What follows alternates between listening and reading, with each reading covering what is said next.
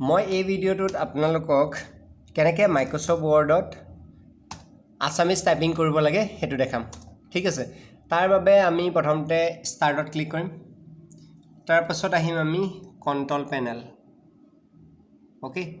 তো কন্ট্ৰল পেনেলৰ তেতিয়া আমি কন্ট্ৰল পেনেলখন খোল খাই যাব কিছুমানত কন্ট্ৰল পেনেলটো ইয়াত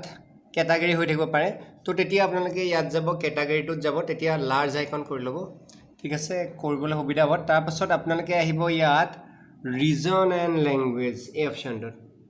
ওকে ক্লিক কৰিব তেতিয়া এখন এনেকুৱা ডায়লগ স্ক্ৰীন এখন আহিব আৰু ইয়াৰ পৰা যাব আপোনালোকে কিবোৰ্ড এণ্ড লেংগুৱেজ ওকে তাৰ পাছত ইয়াত আহিব চেঞ্জ কিবোৰ্ডছ ওকে তাৰ পাছত এতিয়া আমি যেটো ল্যাঙ্গুৱেজ বিচাৰিছো এতিয়া ইংলিশ হৈ আছে এটো ডিফল্ট এড হৈ আছে আমি নতুনকৈ এড কৰিব বিচাৰো এড কৰিব যি লাগে এটো ইয়াত সাৰ্চ কৰিব আমাক আসামিজ লাগে গটিকে আসামিজ সাৰ্চ কৰিলো তো আসামিজ পালো আমি ইয়াত ক্লিক কৰি লৈছো ক্লিক কৰাৰ পাছত আকৌ কিবোৰ্ডটোত ক্লিক কৰিলো আৰু ইয়া আমি ইনস্কেপ কিবোৰ্ডটো টিএস কৰিম হগল তাৰ পৰা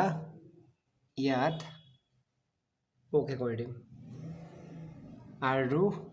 তলটো ওকে বা এপ্লাই কৰি দিব মই ওকে কৰি দিছো ওকে কৰিছো আৰু এখন ক্লোজ কৰি দিছো মই এতিয়া আমি ইয়াত নোটিফিকেশন বাৰত ইয়াত আমি ইংলিশ এনেকৈ শব্দটো দেখিছো ইএন তো ইয়াতে ক্লিক কৰিলে আসামিজ ওলাব তেতিয়া আমি যদি ইয়াত লিখো তেতিয়া অসমীয়া হৈ যাব আকৌ যদি আমি ইয়াত কৰো ইংলিশ তেতিয়া ইংলিশ হৈ যাব ওকে আৰু কিবোৰ্ডে আমি ইংলিশ আসামিজ কৰিব কাৰণে অল শিফট দবাম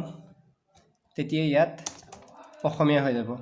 আকৌ যদি আমি ইংলিশ কৰিব বিচাৰো নহলে অল শিফট তেতিয়া ইংলিশ হৈ যাব ওকে ঠিক আছে